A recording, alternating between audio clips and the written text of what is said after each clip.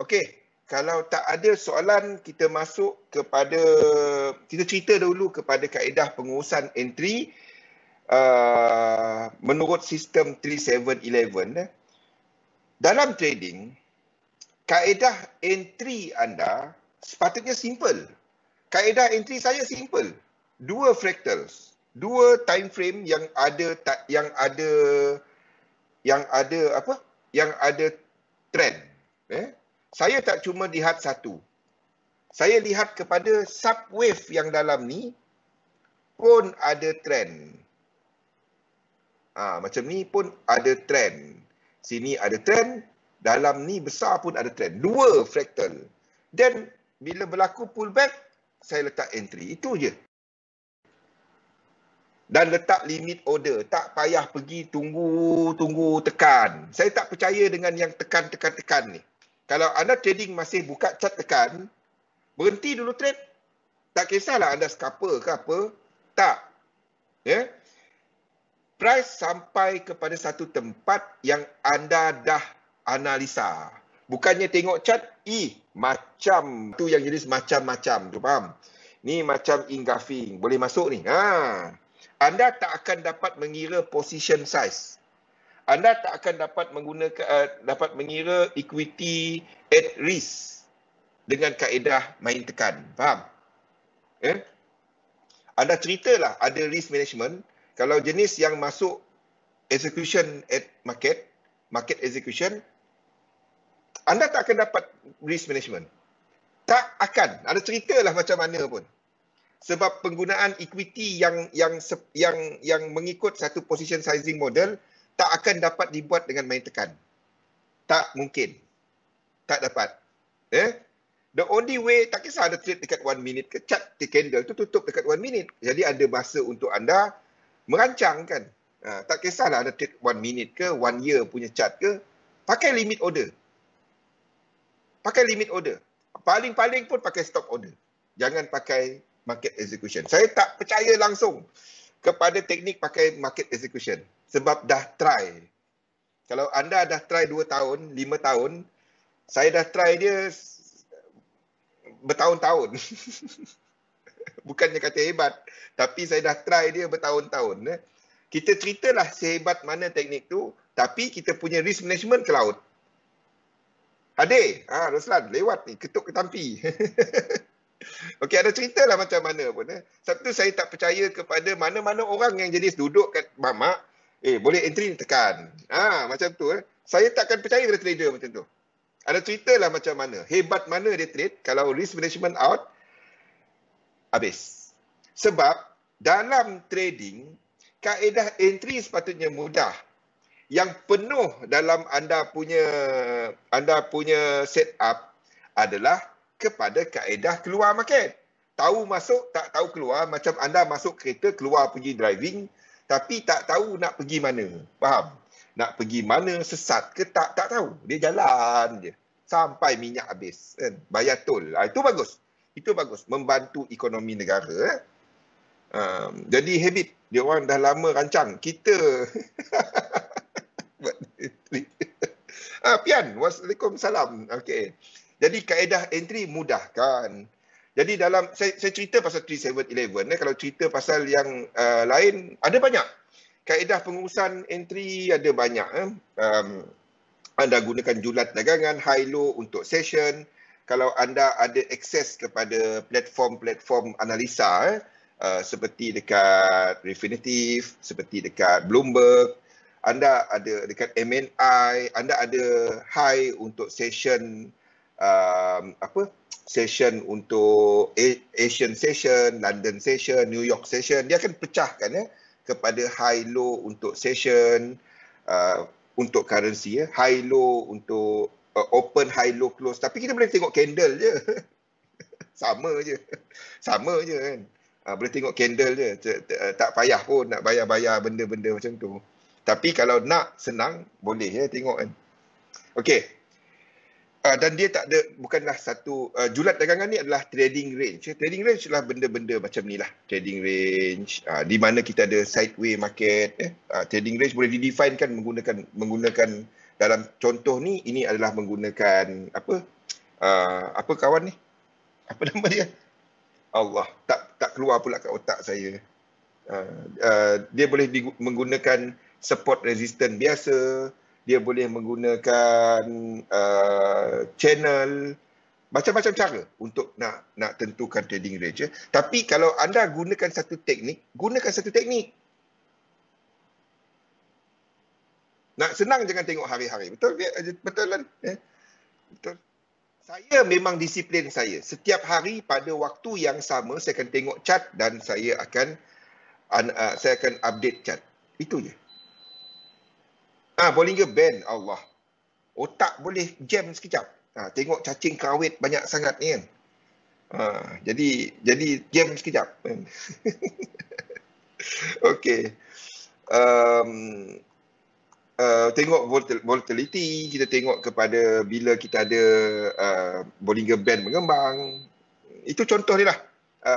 But anda boleh gunakan contoh yang seperti ini bila kita trade, dan ini lazim. Ini kaedah lazim majority trader. Ini kaedah lazim majority trader. Kalau anda short di sini, short kawasan ni, stop loss anda di sini. Betul? Betul tak? Kalau anda short di sini ataupun short di sini. Anda short di sini. Bila dia rebound balik, anda punya stop loss di sini. Betul?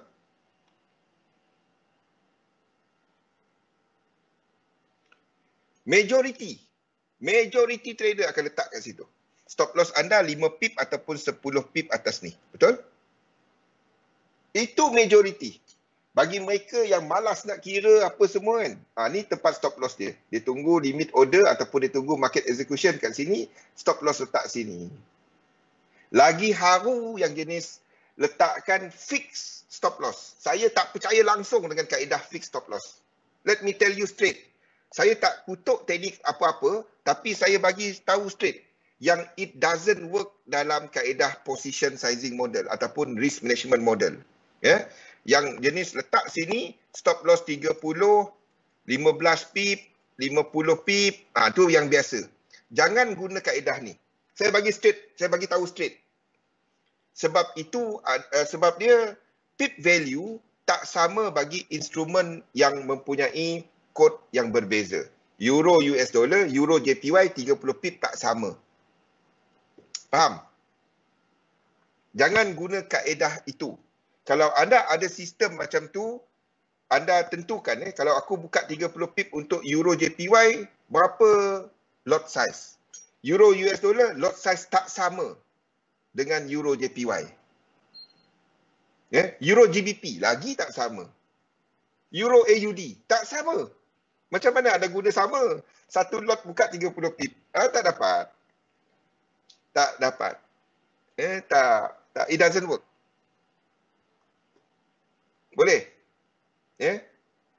Saya straight bagi tahu sebab it doesn't work. Dalam position sizing model, it doesn't work. Kita buat pelbagai model untuk dia.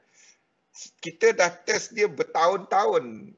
Saya ada satu company ni lah yang saya tunjukkan senario dan dia orang buat dan hantar report. Dan bagi mereka yang pernah ikut sesi saya dahulu, tahun 2017, 2018, ingat tak? Joe dah hilang. Yang siapa ikut sesi-sesi saya dulu, sebab saya ada satu platform ni yang kita boleh buat backtest dalam masa 5 minit untuk data sehingga tahun 1970 untuk currency. Full data lah. Anda letakkan mana-mana senario dia, letakkan dalam tu dan dia buat backtest untuk anda. Cepat, 5 minit anda boleh jalankan berapa ratus teknik. Settle. Kan? Ingat tak kita pernah buat? Dan teknik yang menggunakan fixed stop loss doesn't work. Kita pernah tunjukkan. Sekarang ni saya tak dapat. Tak boleh. Sebab kita guna Trading View pun tak ada. Kita guna MT5.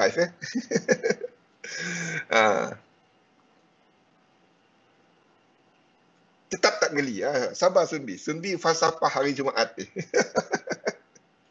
Saya bagi tahu straight. Sebab kita dah test dia. Live kita test. Masa sesi webinar dulu kan. Kita test dia doesn't work. Saya dah bagi tahu, saya tunjukkan. Sekarang ni saya tak ada platform tu, saya tak dapat nak tunjukkan. Kita dah buat berkali-kali. Dulu-dulu punya rajin. Siapa Pian tak ada rekod waktu dulu-dulu bagus Pian. Dulu-dulu macam-macam boleh keluar kan. Sekarang ni tak dapat. Sekarang ni MT5 dengan XM punya website. Okey, dulu saya dah tunjukkan. Jadi saya tak dapat nak buktikan sekarang lah. Dulu kita dah berkali-kali dah buat dia. Dah boring dah buat dia. Hampir setiap kali sesi buat dia. Joe pernah ikut waktu tu. Joe dengan Ramzam. Ada tak? Ramzam ni selalu senyap je, dia tak ada jawab apa. Dia dah beku dah otak dia. Tepu dah otak dia. Bukan beku, tepu dah. Zam ada tak Zam? Kalau Ramzam ada, Ramzam boleh cerita kan. Kita dah test dia banyak kali kan. Okey. Vincent pun pernah tengok. Ada tak Vincent? Vincent selalu senyap. Vincent dengan Joe. Ada seorang lagi. Joe kucing. Okey.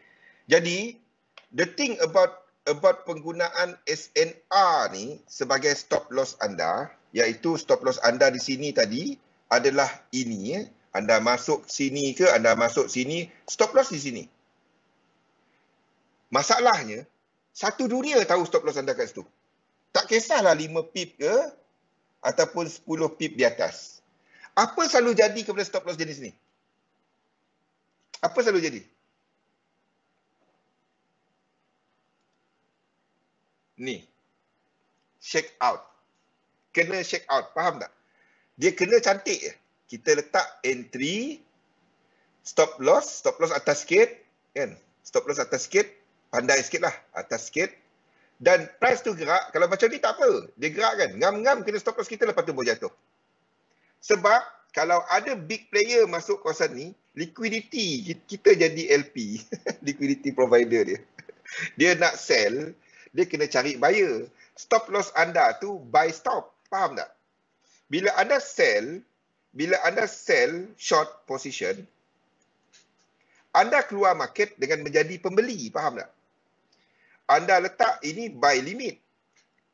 Ini buy stop. Itulah sebenarnya SL anda dan TP anda. Kena sapu dan jalan balik. Itulah sebab semua orang tahu kat situ. Kalau saya kan ada order besar, 1 yard, 2 yard dari customer, saya dekat desk, dekat satu bank kat mana-mana. Saya nak masuk. Kalau saya masuk kat sini, liquidity tak banyak. Saya tahu ramai orang short kat sini. Saya tahu dia orang punya stop loss semua sini. Saya tunggu sini. Saya letakkan atas, saya push price atas dulu. Saya push price atas, lepas tu saya short sekali. Uptrust, betul? Yang terutama yang composite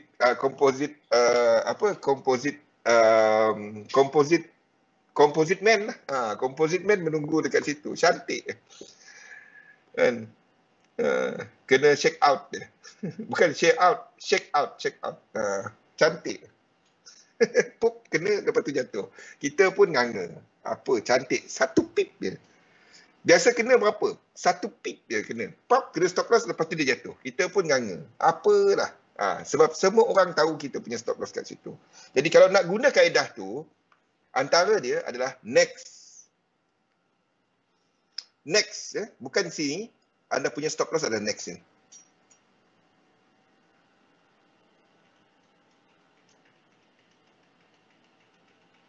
This kind of SL, ini Rashidi. Kalau anda enter kawasan ni, anda letak dekat next, bukan dekat sini. Checkmate terus. Itu biasa. Don't put it at the first SNR. Put at the second one. Boleh Rashidi? Kalau nak guna kaedah ini. Because dia yang shake out tadi, dia akan shake dekat sini. Dia tak shake yang second. They will aim this zone. Zone ini. Dia tak aim zone ini. Kalau nak guna kaedah itulah. Okey. Yang kedua adalah shake out. Shake out. Saya rasa fractal saya tak ada banyak lagi nak share dah lah. Kalau saya masukkan hari ni memang tak sempat. Yang wider SL. Ramai suka, saya tak faham kenapa orang suka banyak kan guna SL kecil. Saya tak faham. SL sekecil mungkin. Bila nak kena, dia alih SL. Saya tak faham. Seriously. Dia bergantung kepada chart. Dia bukannya kita 5 pip dia SL. Anda punya TP yang lagi haru dia tak ada SL. Itu lagi haru. Menggunakan kaedah margin. Betul, kaedah margin boleh. Tapi ada kena kira kat mana margin anda bertahan. Dan kena ada faktor risk reward. Jadi anda kena tahu kat mana TP. Anda tak akan tahu risk reward anda tanpa tahu kat mana stop out dia, kat mana TP dia. Faham? Jadi anda tak akan ada risk management selagi tak tahu ratio, risk reward. Itu basic dalam trading, basic amat asas. Yes, Joanny. Sebab ramai suka letak stop loss kecil, lepas tu TP atau open TP. The moment anda sebut open TP, anda tak tahu sebenarnya kat mana, itu yang jenis duduk tu. Duduk tunggu kan. Tunggu candle satu-satu. Bila dia reverse, dia tengok time frame kecil. Dia tadi masuk H1. Bila reverse, tengok M1. Bila dia pergi, tengok H4 besar lagi ni. Tu yang satu hari tu tak boleh buat apa kan. Fractal, okey. Lepas ni okey. Check out stop, ni selalu kena. Indicator stop, anda boleh gunakan seperti MA100. Ni salah satu yang famous ya. Penggunaan moving average, simple moving average 100 untuk mengurus. Sekiranya anda jenis open TP ataupun position trade, anda boleh gunakan simple moving average 100 untuk alih. Katalah anda short, anda dah masuk dan price tu retest dan pergi balik. Jadi situ anda boleh alihkan stop loss anda ikut tempat dia retest tu. Dia retest, second retest, anda alih. Macam ni. Anda punya SL asal atas ni contohnya. Apa dia jadi besar ni? Ini contoh penggunaan MA lah. Simple moving average. Anda dah masuk kat sini. Short. Dia retest pertama. Dia retest kedua. Kan? Lepas tu pergi balik. Anda alih SL anda kepada yang retest pertama tadi. Turun balik, dah retest pertama, turun balik, anda pergi kat sini SL. Ini satu, ini dua. Selepas dua kali, retest, sini, tiga. Selepas satu retest. Itu untuk mengurus lah. Kalau anda nak cover anda punya anda punya profit. Kalau anda nak mengurus, ini indicator stop lebih kepada mengurus instead of menggunakan dia untuk stop loss biasa. Mid air stop, ini saya gunakan kaedah ni, mid air stop. Mid air stop ni saya gabungkan dalam Elliott Wave, di mana ada banyak lagi kepada, tak ada pula dalam ni. Okey, kepada structure. Di mana bila kita bercakap mengenai structure pembetulan 1, 2 dan 3, A, B, C ataupun W, besarkan sikit.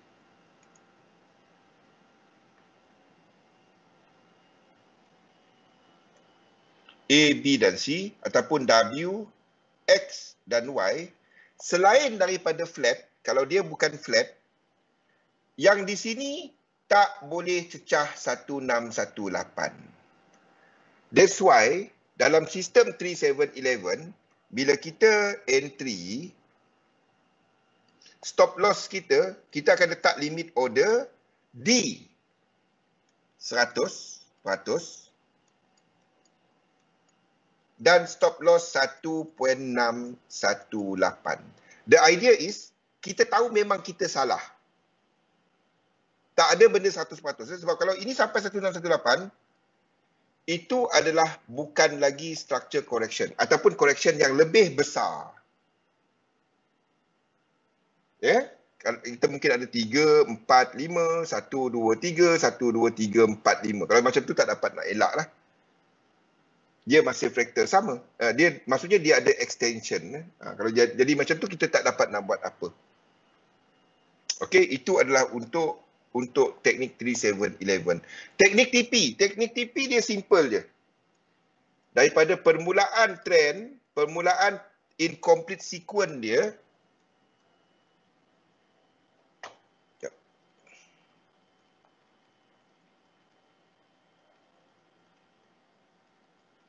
Okey. Permulaan incomplete sequence ni kita ada breakout 5 ataupun 9 ataupun itu yang kita trade. Lepas tu dia buat correction, entry 100%. Dua ini yang kita buat 1618 stop loss dan TP daripada first yang current structure kepada entry 100%. Itu tempat TP. Ini bawah ni 10 pip tempat SL. Okey? Kaedah mengurus. Bila price pergi mungkin ke laut sikit, dia sampai 50%, 50% kaki ketiga sama ada daripada X kepada Y ataupun B kepada C. 50% kita ambil Fibo retracement, 50% dia kita akan keluar separuh. Anda alihkan stop loss kepada last swing bawah. Kalau swing dia bawah daripada 123.6, bagi mereka yang jenis memang nak tengok chart sentiasa, ini bagi mereka intraday lah. What you can do is, anda keluar separuh, anda letakkan stop loss dekat BE, dekat entry. Azan dah pula sekarang. Zatul, kita iklan sekejap. Azan sekarang. Assalamualaikum warahmatullahi wabarakatuh. Salam sejahtera. Kita berehat sekejap tadi untuk ruang kepada azan, azan asar. 4 rakaat ini. Okey. Okey, jadi untuk sistem 3711, saya rasa ada sebarang soalan tak untuk kaedah anda mengurus dalam sistem 3711? Ada sebarang soalan? Saya rasa kita dah ulang berkali-kali, banyak kali. Dah banyak nota dia, dah banyak grafik dia. Anda boleh ambil dia punya nota, semua dah ada. Jadi kalau ada soalan tanya, I'll get back to you. Tapi kita sambung balik kepada cerita fractal. Okey, cerita fractal. Kita kat mana itu? Kita nak sambung bahagian mana? Kejap. Saya tengok soalan daripada Sufi ni. Kejap ada Sufi sebut tadi. Mana tadi Sufi? Ya, bila turun 3 wave. Okey. Soalan Sufi ni berkenaan dengan fractal correlation. Okey, basic dia saya buat nota yang baru lah. Okey, simple. Lagi simple. Semua ni dalam otak saya. Dia bukannya ada dalam nota mana-mana. Ada nota dia yang saya tak dapat kongsikan. Kalau dapat saya bagi table, lagi senang. Tapi kalau anda dah buat table tu, anda akan mula nampak benda ni. Bila je table anda kena bertukar. Kalau keadaan biasa, apa rupa dia. Okey. So, kita dah cerita mengenai first dimension. First dimension adalah pergerakan dalam motif biasa untuk indeks di mana kita biasanya nampak untuk yen pair juga akan melakukan yang lebih kurang sama. Manakala pada waktu itu US dollar pair akan juga melakukan lebih kurang pergerakan lebih kurang sama. Itu ideal market. Itu ideal dalam buku teks, dalam trading tak macam tu. Tapi dalam keadaan biasa, bila kita ada 5 wave, diikuti oleh 3 wave, tak ada extension, motif biasa, extension dia wave 3 dalam indeks. Ini pergerakan cantik dalam market. Tapi kita tahu dunia ni tak seindah, tak hitam, tak putih macam tu. Kan? Kalau dia hitam putih macam tu, semua kaya. Kan? Faham market dynamic? Masuk ke? Bila wave 2 masuk, wave 4 pun kau belasah, wave 5 kau short balik kan. Kalau dunia ni cantik macam tu. Masalahnya dunia tak seindah macam tu.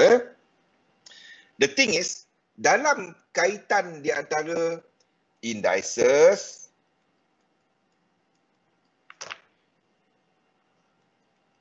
yen pair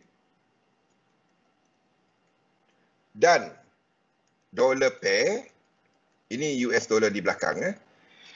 Kalau dunia ni cantik macam tu, alangkah senangnya hidup kita. Tiap-tiap benda jalan sama. Dalam elliott wave pun ada yang lain sikit. Selain daripada motif biasa, kita ada motif dengan lanjutan. Sama ada lanjutan wave 3, lanjutan wave 1, ataupun lanjutan wave 5. Kan? Ni lanjutan wave 5. Ataupun satu lagi diagonal. Diagonal. Cantik je dia dalam satu dalam satu pattern lah. Itu adalah diagonal. Okey. Di sinilah menyebabkan kadang-kadang kita akan nampak, bukan kadang-kadang, biasanya kita akan nampak something yang kita panggil sebagai second dimension correlation.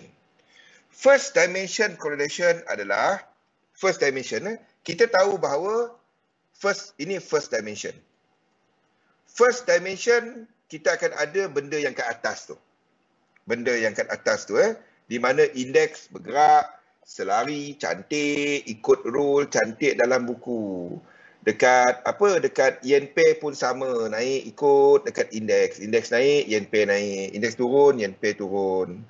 US dollar pair ikut seperti apa yang kita nampak dalam yen pair. Cantik je dia, bergerak yang sama. Tapi dunia tak seindah tu. Kalau dunia seindah tu, cantik.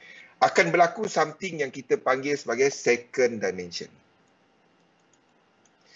Second dimension ni adalah sama ada dalam satu kumpulan yang sama ataupun kumpulan yang berkaitan. Sama ada yen pair dan dollar pair ataupun yen pair dan indeks. Akan ada pergerakan lekuk yang sama tetapi arah dia berbeza. Itu memberikan satu warning kepada kita, salah satu akan give up. Baru-baru ni, 2 minggu lepas, kita ada yen pair yang give up. Yen pair yang give up. Di mana kita jangkakan yen dah start habiskan wave 2 dalam fraktal yang besar. Tetapi rupanya tak, dia buat 4 dan naik balik ke atas. Tak apa, kalau anda tak tahu, tak perasan dekat chat saya akan ambil sentiasa yang lebih, yang kita nak trade, saya kena ambil yang lebih agresif. Kalau kita cerita pasal pelaburan, kita akan ambil langkah yang lebih tradisional kepada bacaan yang lebih. Bacaan elite wave saya adalah agresif tau. Bagi siapa yang faham elite wave ni, anda akan dapati saya amat agresif dalam elite wave saya. Saya habiskan satu korektif tu awal.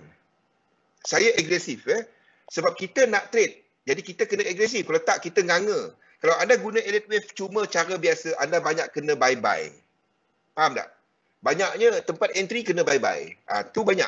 Kalau guna elite wave biasa. So, saya terangkan dulu apa second dimension dan impact dia. Jadi kalau first dimension yang atas ni. Di indeks ke atas, dollar ke atas, dollar pair ke atas, yen pair ke atas. Itu first dimension. Pergerakan biasa, GU ke atas, EU ke atas, AU ke atas, sama bergerak sekali, sama cantik je. Kan? Dalam dunia yang utopia, cantik. Ni cerita dia kepada dunia yang nyata. Yang memang dekat chat ada nampak benda ni. Ni. Okay. Second dimension normally berlaku pada penghujung satu struktur. Sama ada struktur motif ataupun struktur korektif. Dan ini memberikan kita gambaran bahawa something is going to happen. Ini adalah masanya untuk anda trade. Ini masanya untuk anda trade. Yang first dimension ni biasanya tak memberikan anda peluang untuk trade. Faham tak? Bila anda nampak yen pair naik, indeks naik kan, dia nak tunggu retrace, dia tak retrace. Pernah kena benda macam tu Joy ni. Ada tunggu retrace, dia tak retrace. Ada tunggu support, dia kena bye-bye. Ada tunggu je letak limit order kan. Esok tengok tak reverse. Dia naik je. Itu dunia nyata. Anda kena tangkap awal. Ni biasa. Okey, yang first dimension. Jadi kalau first dimension anda tangkap awal, anda memang cantik lah. Tapi kalau dunia biasa, dunia kita, dunia hari-hari kita ni akan banyak berlaku second dimension. Dan ini memberikan kita, terutamanya dalam currency dan juga ETF. Siapa yang trade ETF kepada 10 different sectors tu, anda akan nampak biasanya ETF akan jalan sekali. But there are times dia akan buat second dimension. Waktu tu lah anda tengok trading dia. Ataupun dalam bagi mereka yang trade STIR, short term interest rate. Okay. Jadi benda-benda macam ni lah. Dan inilah yang memberikan anda peluang untuk masuk lebih banyak dalam pasaran lah, yang second dimension. Ya. Second dimension ni, kita ada instrumen yang berkaitan, tetapi pergerakan dia tak sama. Contohnya, kita ada indeks yang naik, tapi yen pair kita nampak dia jatuh. Now, ingat mimpi Sufi tadi. Mimpi Sufi 5 dan 3. Dia kena berlawan. Sebab kita tahu benda berlawan. Ini adalah indeks. Dalam fraktal, ingat yang ni. Mana Kimi, mana Sufi ni. Korang makan cucur ke apa? Aku lapar ni. Ini adalah yen pair. Lepas ni kita masukkan US dollar dia. JPY. Dalam fraktal yang sama ataupun fraktal yang lebih besar, katalah kita menggunakan fraktal apa ni? Primary 2, 3 dan kita sedang jangka 4 dan dia masih ke atas 5. Ada. Okey. Katalah kita jangkakan bahawa di sini macam mana saya nak tukar ni jadi lain. Okey. Katalah saya jangkakan ini masih ke atas. Saya jangka macam ni. Yang macam kita tengok sekarang. Kita jangka sini akan ada extension. Disebabkan oleh DEX. Contohnya, DEX dah break higher high kan. Yang sekarang, kita tengah tunggu sekarang dekat indeks. Kita tak dapat habiskan untuk DEX tu kata dia nak ke bawah dah. Sebab indeks lain belum break.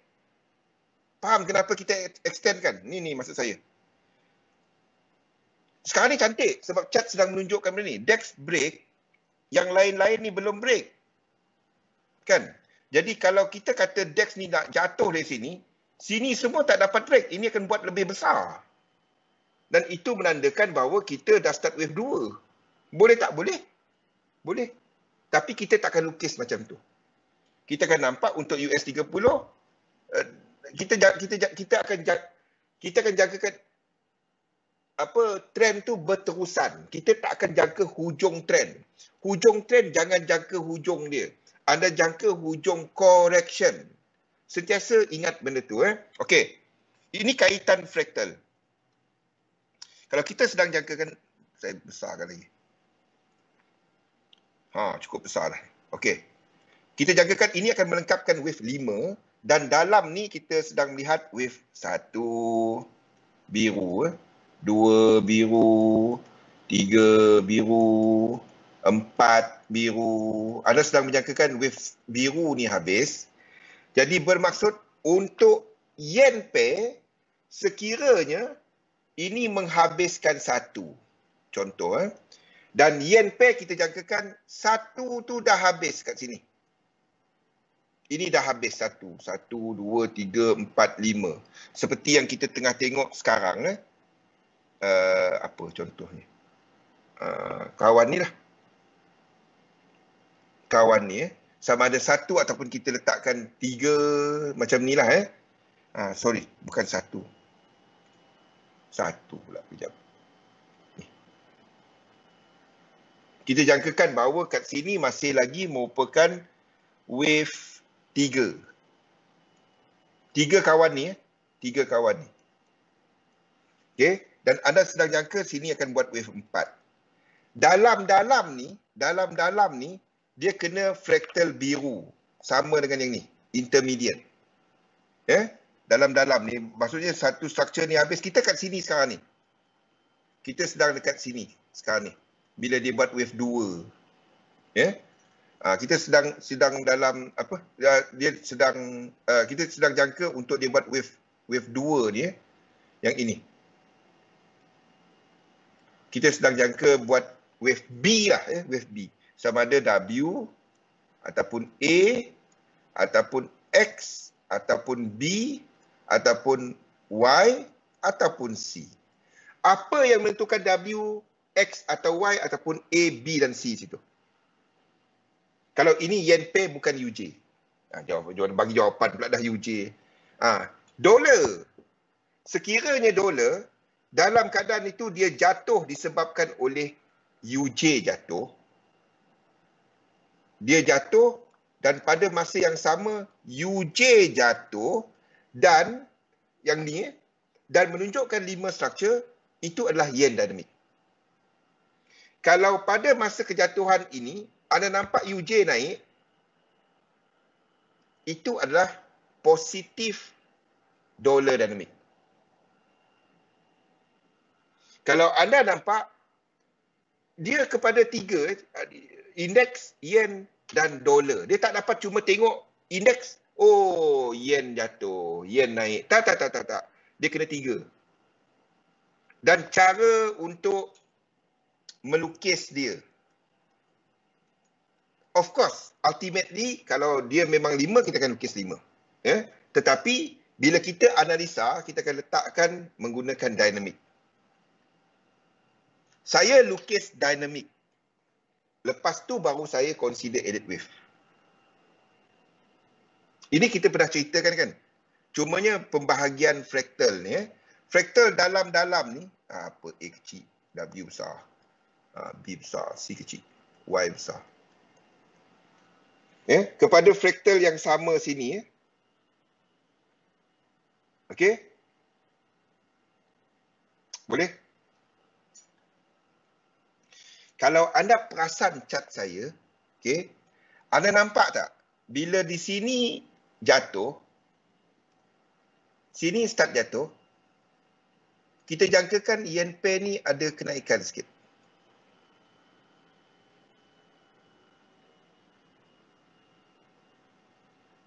Anda perasan tak?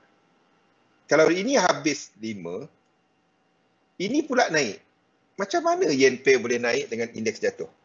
Sebab apa?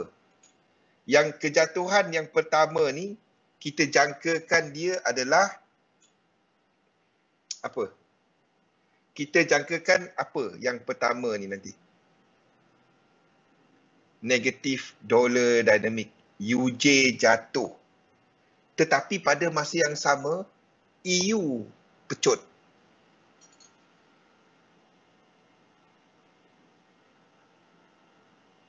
Faham tak?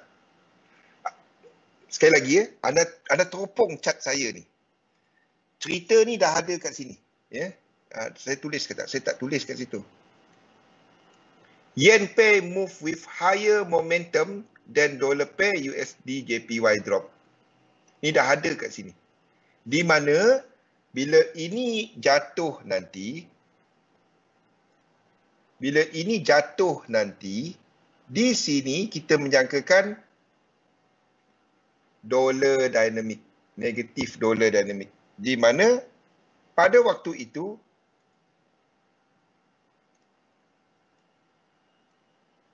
pada waktu itu yang ini pada waktu itu yen pair akan lebih perlahan jatuh dia tak selaju, maksudnya AUD JPY punya jatuh ni tak laju macam AUD US dollar punya kejatuhan kat sini. Alah, ni tak habis pula. Samalah 1, 2, 3, 4, 5. Bila dia jatuh nanti, dia jatuh tak laju. Itu adalah wave 4. Wave 4 ini. Ini dah ada dalam chart. Kita dah lukiskan dia. Cumanya weekend ni lah saya habiskan dia. Dah ada, saya dah letakkan dia. Daripada sudut perbezaan fraktal. Perbezaan fraktal. Kalau ikutkan kat sini, sini sepatutnya dah 3.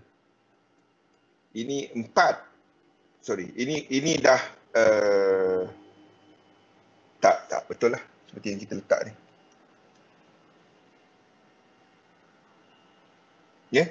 Kita sedang menyangka, sebab apa kita menyangka kelemahan US dollar? Sebab kalau anda tengok kepada dolar indeks ataupun euro US dollar sama je. Anda sedang melihat US dollar yang melakukan pembetulan correction dolar indeks. Dolar indeks kita dah ada sejak Mac. Ini semua daripada Mac. Ini faktor time. Anda tengok chart saya. 03, anda tengok pergerakan dolar dah ada 5 wave. Dan 03 tahun lepas, 01 tahun ini, dan ini mula melakukan correction. Dan berada dalam kawasan support. Senyap. Senyap. Ada bunyi? Tak ada bunyi? Boleh dengar tak? Zatul, audio okey?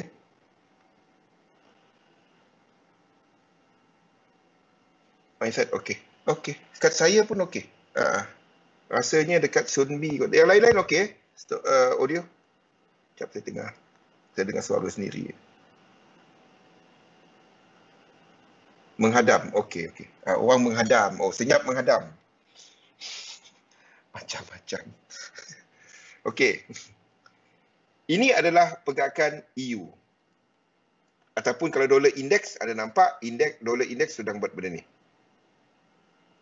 1, 2 dan 3. Dan dia berada dalam zon resisten.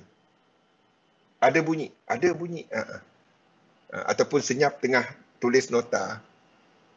Okey. Dan kita dapati second dimension di sini. Di mana kalau anda perasan dekat chart saya, US dollar dah habis fasa ini. US dollar dah habis. US dollar lead kat sini. Bukan senyap error. Kau ni Sunbi. Okey. Dan kita jangkakan US dollar masuk wave 2. Now.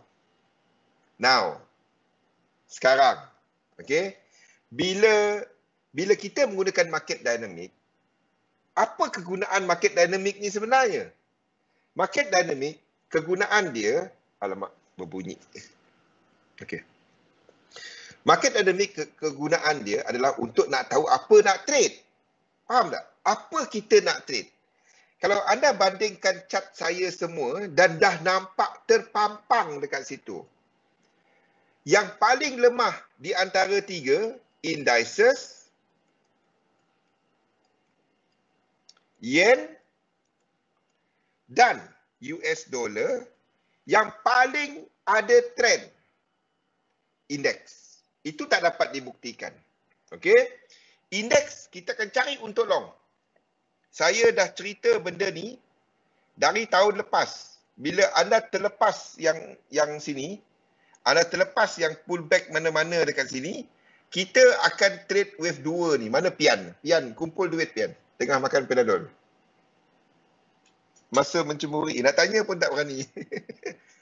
Itu kegunaan market dynamic tau. Anda tahu dan menjangkakan bahawa benda ni trend. Trend. Anda nak kata ini downtrend. Itu tak saya. Kalau anda kata ini downtrend, saya bawa anda pergi. Saya dekat Johor sekarang ni, tahu tak? Saya kat Johor. Saya bawa anda pergi kedai cermin mata. Tak dapat kat KL. Biasa kat KL boleh pergi kan. Happy weekend. Tapi jadi pening weekend. Tak apa. Weekend. Okey, anda tak dapat katakan ini downtrend. Mana kau belajar? Ini macam mana anda kata ini downtrend? Tak kisah dia dah sama. Yes, kita menjangka dia akan correcting. Okey? Itu dia. Jadi US dollar dah menunjukkan untuk indeks nak correct, untuk indeks nak buat benda ni, untuk indeks nak turun di sini, dan kita menjangkakan wave 2 ni, some sort of JPY tak boleh nak kuat. Faham tak? JPY tak boleh kuat. Sama ada JPY sideways ataupun masa yang ini, indeks cuma jatuh bila JPY kuat ataupun tak ada kelemahan JPY. Simple. Okey, untuk itu berlaku. Dia tak boleh untuk ini berlaku. Jadi pada waktu ini berlaku, anda kena nampak apa? Anda kena tengok some sort of JPY pair, JPY punya ni adalah menurun. Some sort of, sama ada sideways ataupun menurun. Untuk itu berlaku. Dia tak boleh JPY pair naik. Dalam fraktal ini. Dalam fraktal yang ini. Jadi, dalam fraktal yang sama, kita ambil mana-mana. AUD JPY, tak kisah. Itu adalah sama dengan movement ini. Movement ini. Wave 2 ni. Dan ini cuma berlaku bila? AUD JPY ni. Cuma berlaku apabila USD JPY ni start jatuh daripada zon resistance semasa. Ini tak akan berlaku selagi GU kat sini tak sampai support. Nampak kaitan-kaitan dia? Sebab untuk UJ jatuh, dia ada dua. Satu US dollar lemah, satu lagi JPY strong. Pada waktu ini, kita sedang lihat JPY, yes, there is some strength, tapi bukan kekuatan JPY sekarang. Sebab kalau kita kata JPY kuat, anda tak boleh lukis ini ke atas. Tak dapat. Nampak? Jadi next ini adalah untuk daily dan untuk kita trade. Pada waktu peralihan ni anda akan dapati market macam ni. Kita dah cerita pasal volatility market ni dah 2-3 bulan. The moment ini nak sampai 100%, the moment ini nak cecah 100%, 3 dah dekat-dekat, kita dah bercakap ni pergerakan market akan lebih volatile, turun naik. Jadi next yang kita akan tunggu adalah apa? Mana yang nak masuk fasa wave 3? Kawan kita ni. Faham? Kawan kita ni. Semasa ini berlaku.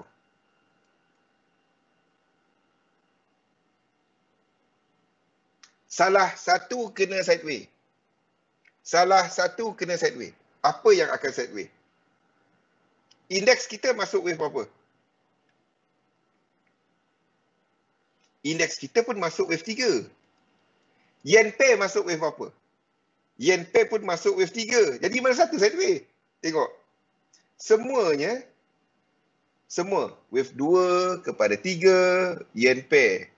Wave 2 kepada 3, 2 kepada 3. Semua. The thing is, mana yang akan buat berkecamuk kat sini? Maksudnya dekat sini akan buat lebih macam ni. Yen pair ke, dolar ke, ataupun indeks yang akan buat diagonal. Salah satu dia tak dapat motif. Kalau kita ambil probability, yang akan berkecamuk adalah, kalau kita ambil probability, ingat kepada yang 3 ni dia. Salah satu kena sideways, ingat kepada bentuk ini tadi.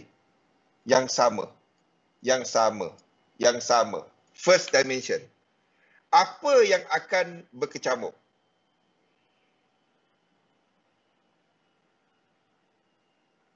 Apa yang akan berkecamuk, Azim? Dalam wave 1 dia.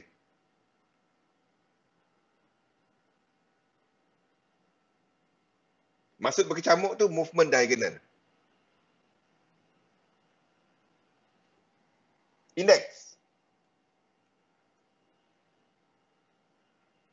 Kalau indeks, yen akan berkecamuk. Kalau kita ambil probability 2 daripada 3, saya akan letakkan US dollar. Kalau kita ambil probability 66.7%, kita akan menyokong kepada indeks untuk motif. Faham? US dollar yang akan berkecamuk masa mula-mula ini. Masa mula-mula jatuh ni. Yang akan berkecamuk mula-mula. Kita ambil probability lah. Betul tak betul dia jadi, kita ambil probability dulu. Sampailah dia. Dolar yang akan buat diagonal kat sini. Dolar yang akan buat diagonal. Jadi anda ingat sekali dolar dah habis cerita gila dia? Belum. Dia belum habis cerita gila dia. Satu, kalau anda trade dollar pair, anda trade dia untuk shorter term. Ini adalah cycle. Cycle ni adalah mingguan punya trend. Jadi dolar masih berkecamuk dalam minggu-minggu ni. Kalau trade dia trade intraday, jangan trade panjang-panjang. Dolar akan macam ni. Kita ambil probability sebab 2 daripada 3. Ketiga-tiganya masuk wave 3. Jadi kita ambil yang higher probability untuk wave 1 motif. Jadi kalau dolar, kalau indeks motif, yen pair motif. Kalau dolar indeks motif, yen pair motif 2 daripada 3, kita katakan dolar akan buat diagonal. Jadi volatility pasaran untuk semasa US dollar tengah buat diagonal adalah, maksudnya sampailah kuartal pertama tahun depan ni, anda akan dapati market berkecamuk. Sekejap Sekejap. Anda akan dapati, buka.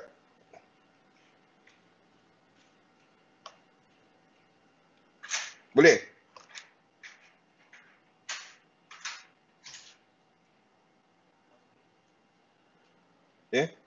Itu dia. Anda akan dapati market lebih berkecamuk semasa yang pertama ni nanti. Tapi untuk yen dan juga indeks, okey.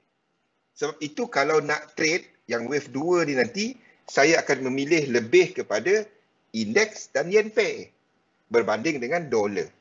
Tetapi kalau anda seorang position trader, inilah masanya untuk anda mencari peluang untuk dolar. Sebab pergerakan pertama kat sini akan jadi apa? Pergerakan yang pertama, wave 1 dekat sini. Wave 1 dekat sini. Saya nak tengok anda punya pemahaman pasal struktur. Yang pertama kat sini, yang dalam fraktal kecil, yang merah. Yang merah kat sini akan jadi apa? Kimi, Sufi, yang merah dia. Fraktal 1 kat sini. Dah tulis dah pun. Yang satu yang minor dia akan buat macam ni. Extension. Satu kat sini akan extend. 2, 3, 4, 5. Lepas tu dia buat macam ni. Tak. Satu yang dekat sini akan extend. Sebab ini apa, dolar yang lead. Tak, bukan diagonal. Yes, diagonal lah.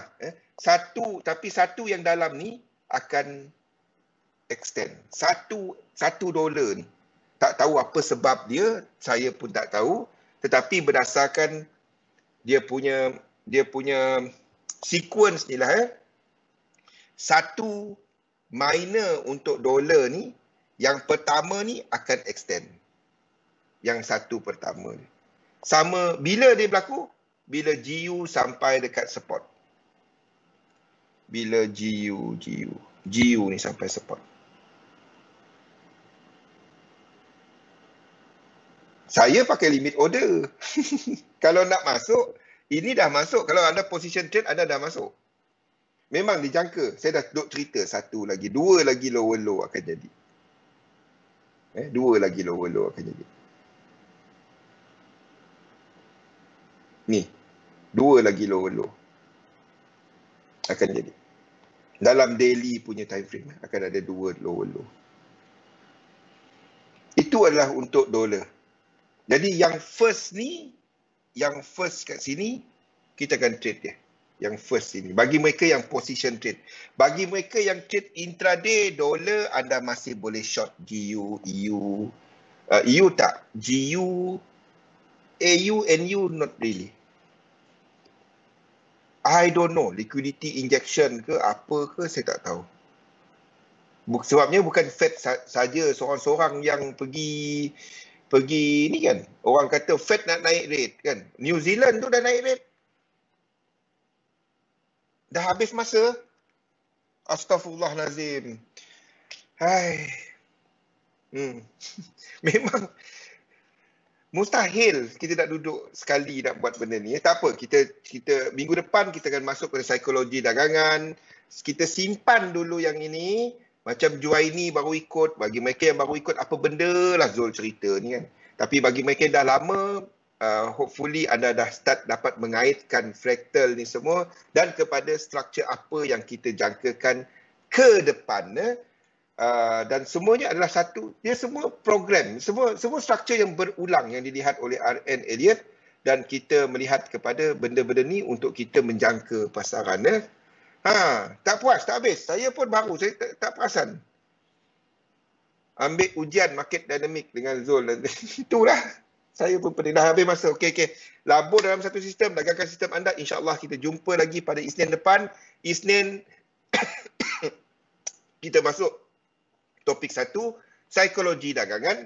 Dan selepas tu minggu 1 lagi kita akan start balik kepada asas dahulu.